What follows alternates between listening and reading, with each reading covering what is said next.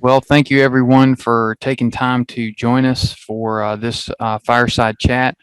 I'm John Benner. I'm the Animal Science Extension Agent in Augusta County. I'll be presenting on tightening the beef breeding season or compressing the beef calving season.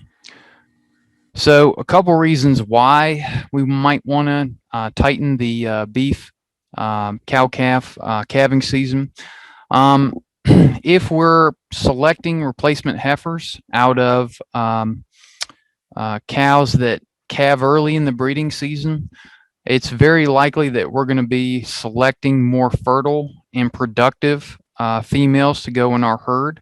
There is some data from the USDA Meat Animal Research Center, as well as South Dakota State, that says heifers that are born to cows in the first estrus cycle of the calving season, meaning that those cows got bred early in the breeding season, that those heifers have a longer career as cows, staying in the herd by as much as 2 years longer than females that were born in the second or the third or later estrus cycle. Um, Additionally, on an annual basis, we're trying to wean a high percentage calf weaned or percent calf crop weaned.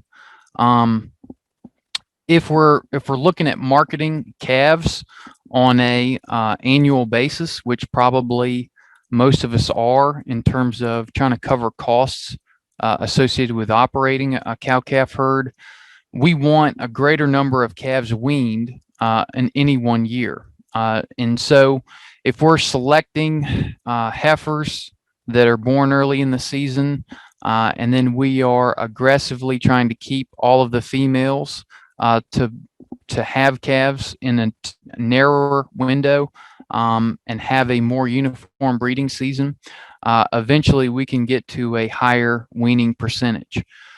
Additionally, in doing that, increasing our weaning percentage, as well as by the fact that we have a tighter window and probably the calves that we do wean are going to be heavier because they're older. We can also increase our pounds of calf weaned per cow exposed. We might have to balance that a little bit with having a few more cows that might be open that could have gotten bred in the third cycle or later, or the fourth estrus cycle. But if we're having a defined breeding season between 60 to 90 days, there's a pretty good chance that over time we'll increase both weaning percentage and pounds of calf weaned per cow exposed. Both of these things will lead to greater net returns per cow to farm labor and management, which I think most of us would agree one of our business goals is to increase that return, on a per cow basis from the sale of that calf weaned off of that cow. As stated before, we should have a narrow calving distribution, which should cause more uniform calves when we take time to market them. They should be in a more uniform lot. They should appear, and weigh closer together. They're going to be harder for a state grader to, break into different groups and single out calves. So that should help us on our marketing end. In addition, I think if you look at literature, they really say, at least for the beef cow calf industry, it's ideal to have a beef cow, have a calf every year within a 365-day interval, and a defined season, between 60 and 90 days of breeding exposure. Then you have 283 gestation. You've got a postpartum period where they will not cycle. That could be, 40 to 60 to 80 days. That would really comprise a whole 365-day year. If you go beyond 90 days, you're probably not increasing, or you're not helping that cow calve, at a 365 year interval, which is what you want to do. Also, you should have better herd health and vaccine management. There are a few modified live vaccines that do have label conditions that prefer giving to cows that are open. Some do have a fetal protection label, which allows you to give a modified live respiratory vaccine to a pregnant cow, but that's, to my understanding, only if she's had it previously and that she's not a naive cow. You can manage around that by just having a calving season under 75 days, because all the cows should have calved before you need to turn the bull in again. Also, if you want to use estrus synchronization and AI on a cost-effective basis, you need to start from a defined season. Otherwise, it's difficult to make that pay as far as management. So an example steer calf crop from a producer we've worked with a couple years ago. This graph looks at, from January through June. The area under the curve, the orange highlighted area, represents the number of calves born. So as you can see, pretty good amount of calves born between February and April. However, we had a couple calves maybe come early in January, and then calving stretched on into late April and May, and maybe even June. So to kind of look at the impacts of that financially, I came up with an example using different assumed weights. Let's say we are weaning those calves maybe late September, maybe even October. And just some assumptions on what the calves would weigh based on when their birth date was, and the approximate, assumption on what the sale price might be. You could argue with me on some of the sale prices that I chose, but I feel that they would probably fit in, with most years. Using the assumption, I picked 600 pounds would be a good average weaning weight for a calf that was born in February. March calves would be 550. Back that up another 25 pounds to 525 for April. May calves were 450 pounds. And then June, I used an assumption of 380 pounds. If a calf was born early June, it got hot, didn't have a chance to grow very well, even into September, October. So if we just assume those weights and assuming these prices, the gross revenue for our February calf, if we sold it at $1.20 a pound, would be $720. All right, compare that to if we had a June calf. We had a little bit better price because that calf is lighter, 150, 100 weight. That would only bring in $570. All right, so if we're thinking about our annual cow carrying costs or our variable cow costs, the important thing here that I'm trying to share is that we might have different revenues based on when these cows, the dams of these calves, had the calf, and how old that calf is and how valuable that calf may be.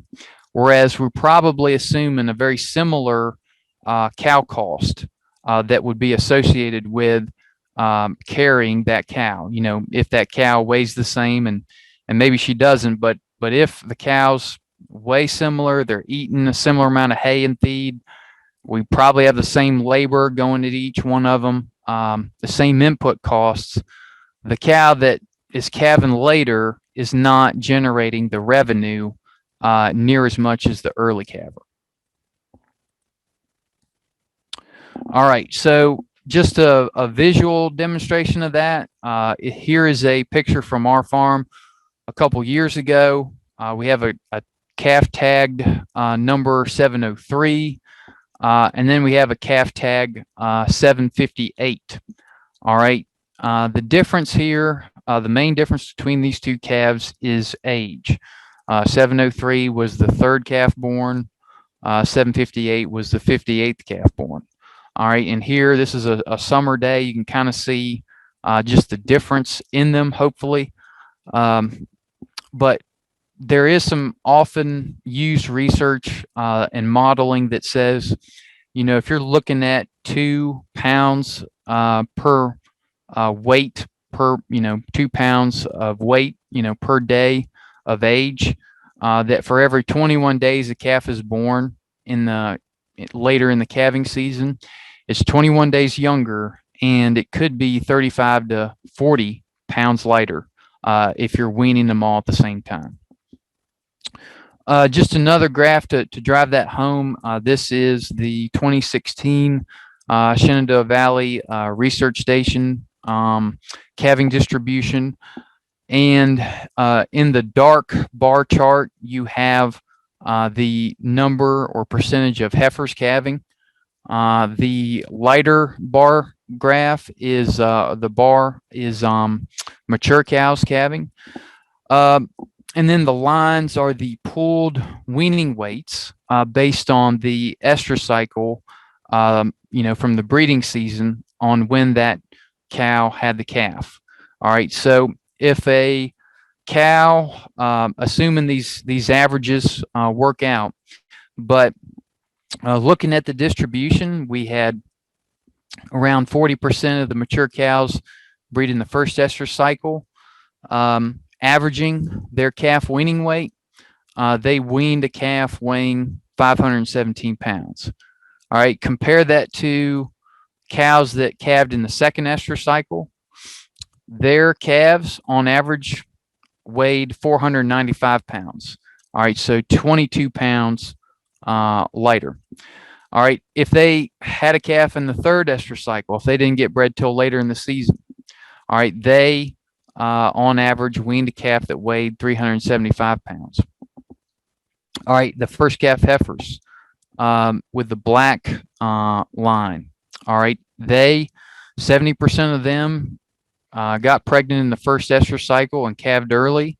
Their average weaning weight for their calves was 439.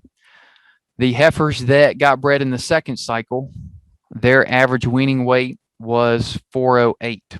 All right, so a 31-pound difference between first and second cycle for our first calf heifers. All right, so all that being said, on some of the advantages, what are the challenges to moving to a defined season? Here are, in my mind, some of the biggest. Difficulty in managing and housing bulls during the off season, the number of pastures or the facilities to house a bull. There are a few ways around that, but for a lot of us, that remains probably one of the biggest challenges. Fears of reproductive failure with too many open cows during a transition.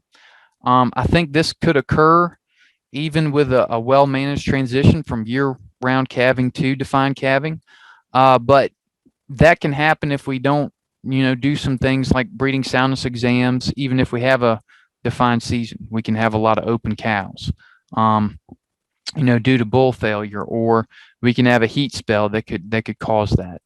But still, that losing too many cows that can't cycle back around to a defined season, I think remains a very real concern for many of us.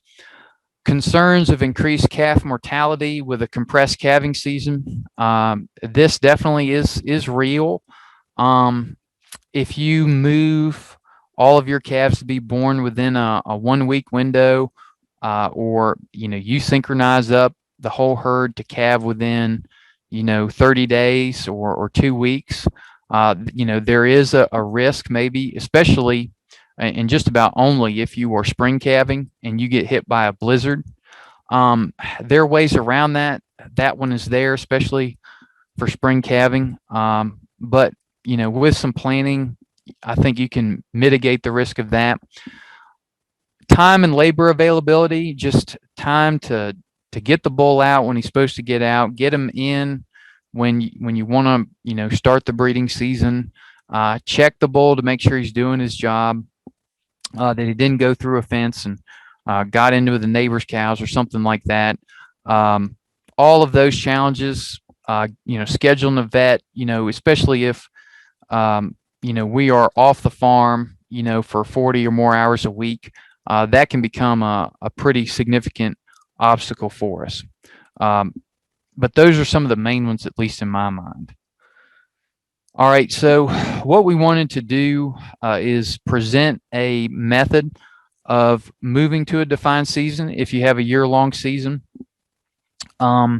which calls for gradual moves from continuous calving, calving year-round, to a defined season of at least 90 days. For the first year, and we'll go through a few steps of it, but the basic overview is, the first year you are calving 365 days a year potentially. All right, you remove the bull, you put him in for 6-month calving, or 186 days. Then you take him out. The next year you put him in for 135 days to have 135-day calving. Then the fourth year you just move your introduction date to the herd for the bull back to 90-day calving.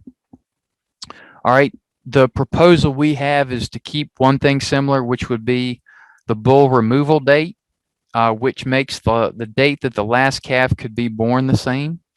And then you just move back the date that you turn in your herd bull. However, there are some other methods that may accomplish a defined breeding season maybe a little bit faster. One method would be to purchase bred heifers or purchase young cows that are within a defined window, and then sell anything that is not bred, maybe that you have within your herd that is not bred within that window. You can do that, maybe as fast or as slow as you want to, but that does have some capital expenditure with buying those females, but that may get you there faster than that gradual method. Also, if you have the help of a vet or an AI technician, there are some AI synchronization tools and protocols that you can use to help tighten cows back together. There are some extension resources that we can point you towards that can help you do that. They do require some time and management to plan them out adequately, to make sure you're doing the things in the time prescribed, and you have the facilities to allow you to use those tools, cattle handling facilities. All right, so using that gradual method, we'll go through a couple steps, and then I have a spreadsheet that I'll share that shows a basic pathway to get to a defined season. But the first step that we had was you need to find or construct a durable location, a durable bullpen, a housing area that you can put the bull during the off season. Other than that, the other methods you could look at are leasing a bull, and there's some different considerations with bull leases that we'd encourage you to talk to us about if that's the way you're going. But if you are owning a bull and housing him, it is always probably the biggest problem in maintaining that defined season is what do you do with the bull when he's not with the cows, and you need a secure location away from where the cow herd's grazing for most of the year to do that. All right, the next step is to define when you want your calving season to occur. All right, do you want to have a fall season? Do you want to have a spring season? Do you want to do both? Some consideration on that is, maybe you've got if you're calving all year, maybe you've got a group of calves that seem to come, maybe even the majority of them that come at one time of the year or the other. And then you have some stragglers in some of the odd months of the year. maybe centering around a calf grouping like that might be a good way to select your defined breeding and calving season. Another method is, deciding when you want to sell calves, and that's analyzing the market. A lot of times calf prices are higher in the spring, and that works well for fall calving. You know, if you want to have calves that might weigh more and you want to wean earlier, maybe you could look at spring calving. Probably would have lighter hay demands earlier in the winter if you spring calve. When do you have the most available labor? When is your schedule the most free to help your herd calve out the calf crop? The most critical phase for calf mortality is probably, the early point of when they're calved out to, 30 days post calving. They need to be healthy. You need to observe them, make sure they get up and grow. And that takes some labor to do that and time looking at them. That might be the biggest consideration overall, but you need to think about all of those things when you have a defined season. So step 3 is you've got your bullpen set up, you've got your season selected, so you remove the bull, and you're going to do this at a time to line up when you want the last calf to be born.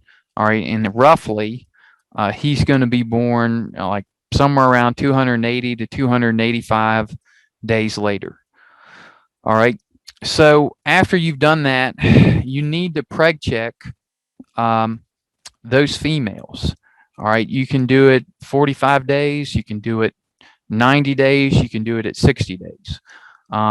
You can maybe even do it later from 90 days, but at some point before you get too far out in several months after taking the bull out, you need to preg check them to see if they are indeed bred, or who is bred and who is not. If you've got some open cows, if they are open, they do not have any calf at side, there's no excuse on why they don't have a calf. They are probably an ideal cull candidate.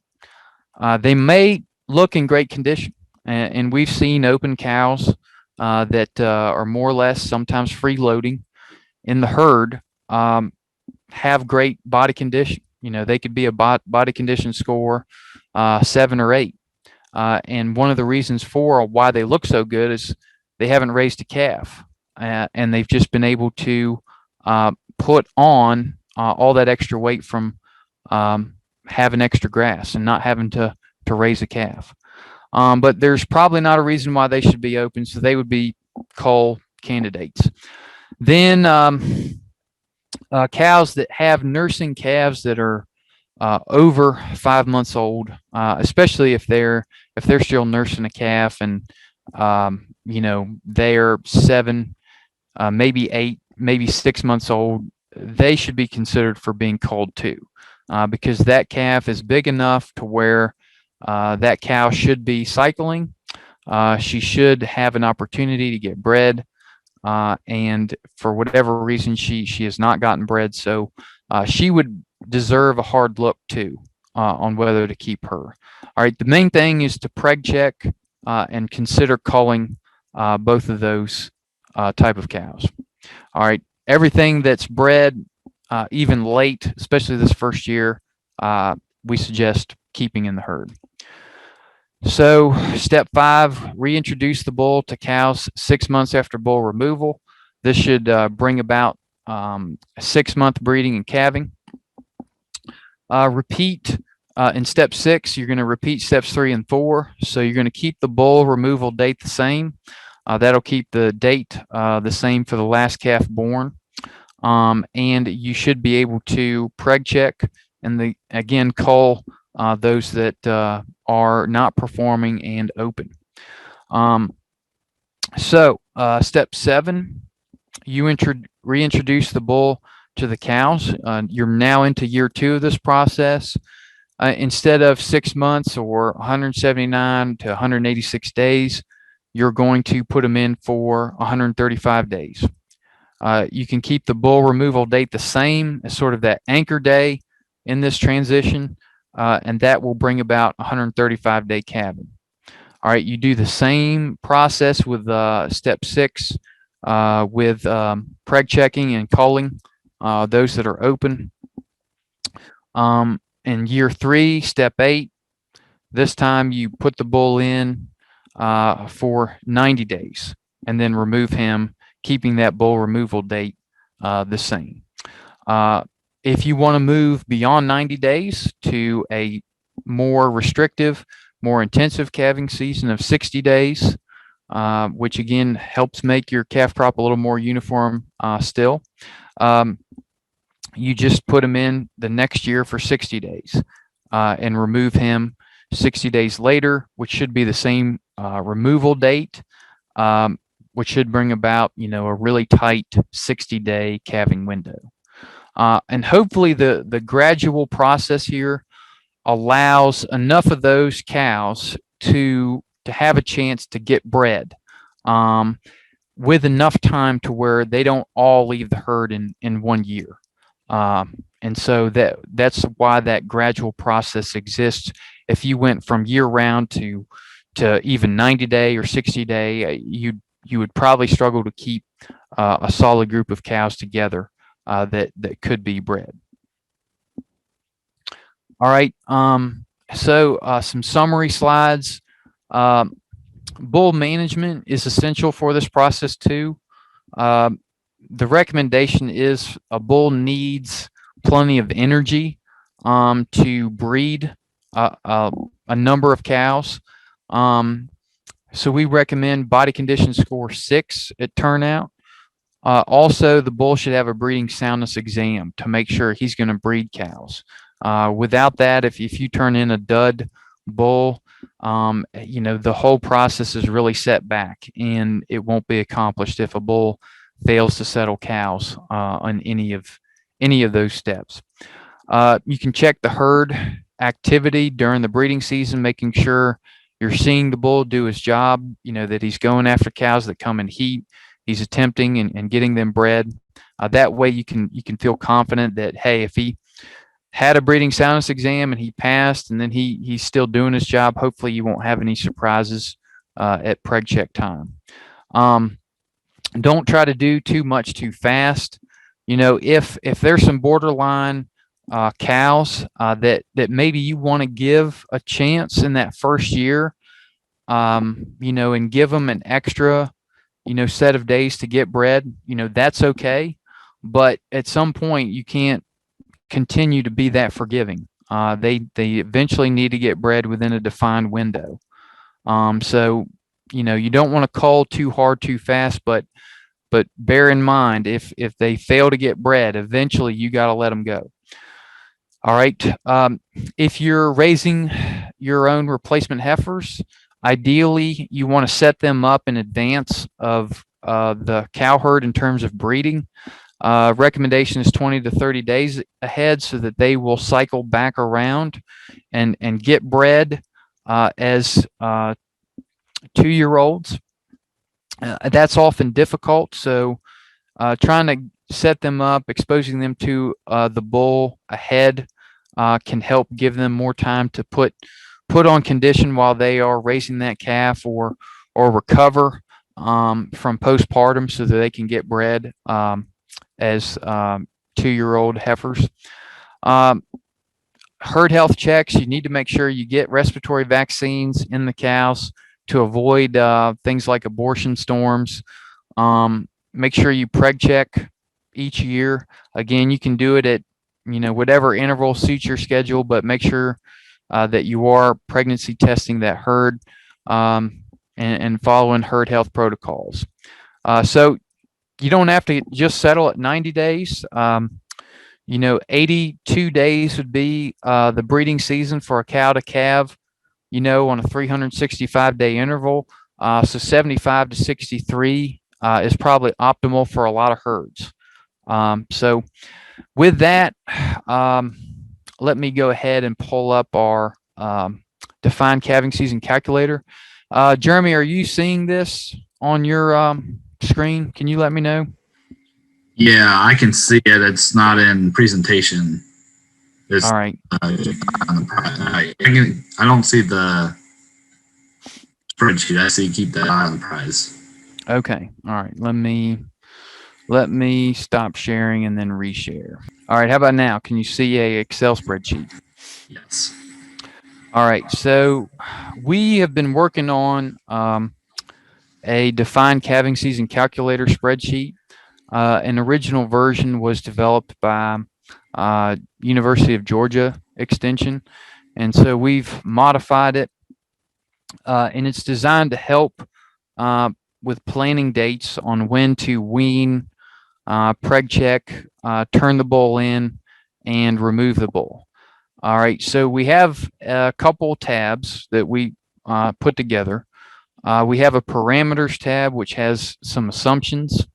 Uh, you can change assumptions if you need to. We have a weaning date based on 205 days. You can change that by looking at these radio buttons. So you can choose 215, 230, or 250 in terms of calf age for weaning. Gestation is 283 days. You can change that to 285 if you wish. Um, Sometimes cows will calve under 280, but 283 or 285 are some of the options we have for gestation. Pregnancy check is at 60 days. However, you can change that. You can go with 45 days, or you can put in 90 days if you want to. All right, we have some of the steps that we outlined in that PowerPoint here that we recommend you look at in terms of using the spreadsheet.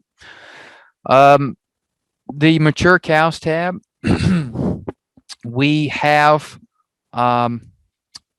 today's date plugged in. That's a formulaic date. So whenever you open the spreadsheet, it should tell you today. Then the next cell, F8, is the date you want to wean, or the date you want the last calf born. All right, and we say to use next year. The reason why is if you put in today's date to make all of these things occur, if you want to set up to where eventually you're going to have the last calf born on this date, you need to plan that 1 year out. So we recommend that if it's 2021, you put in whatever day you want the last calf born the next year. So this year it would be 2022. All right, so that's the only date you're going to enter. All right. Um, Also, for planning purposes, we have the date you want to wean calves. So this date here, 11/15, 2022, is 205 days out from the date the last calf is born. The last calf is born April 24th. That calf is going to be 205 days old by the 15th of November. So we recommend either at that date or probably before, maybe when the average calf is 205 days old, to consider weaning that calf and that calf crop. All right, we have a breeding tab here, and all of these cells except for the bronze one are protected. So if you just put in that date of the last calf, that should automatically generate all these values. So to begin that process, if you want the last calf born April 24th of 2022, to get and begin that process of transitioning from year-round to a defined season, the first day that we've got to remember is to remove the bull. So hopefully you've got your bullpen set up by July 15th. All right, of 2021. So this year you've got to have that bullpen set up, and you can take him out and put him in there. If you can preg check out 60 days, that would be September 13th. All right. Begin kind of culling those that are open that have no business being open and removing them from the herd. All right. Your calving, you don't have a start calving date. You're probably calving at any point now if you're year-round calving. But that should cease April 24th, 2022. All right. Moving into the next year, so 2022. All right, we need to put the bull back in the 17th of January. All right. And then if we take him out on the same day that year, so July 15th, that will be 6 months of calving between October 27th and April 24th. All right. Moving into the second year. All right. So we have 6 month calving. We're trying to get to 135-day calving. This time we put the bull in March 2nd, 2023. We take the bull out, same date. The one that's easy to remember, July 15th. We can preg check 60 days later, 90 days later, whatever. Call any open cows that shouldn't be open. And we should have 135-day calving beginning somewhere around December 10th and running through the 23rd of April. Then the next year of the next breeding season, another date easy to remember, tax filing day. All right, we can start the breeding season for 90-day calving, April 15th.